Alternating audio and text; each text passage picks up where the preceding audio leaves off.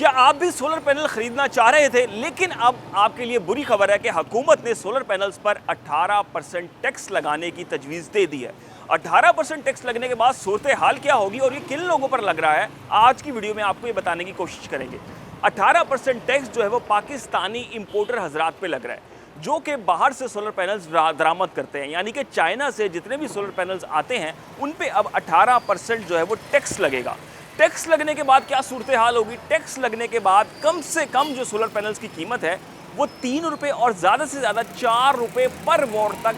जो solar panels की कीमतें हैं उसमें इजाफा हो जाएगा। इस वक्त अगर सूरत हाल की बात करें, जो सोलर पैनल 27-28 रुपये पर वॉट बासानी दस्तयाब है, वही सोलर पैनल अब 31 और 32 रुपये पर वॉट मार्केट में बिकेगा। इस वक्त मार्केट की सूरत हाल की अगर हम बात कर लें तो बहुत से सोलर पैनल्स की कीमत जो है वो इस वक्त रद्दोबदल भी देखने में आ रहा है। इस हवाले से शहरी और दुकानदार जो हजरात हैं उनका कहना है कि हुकूमत को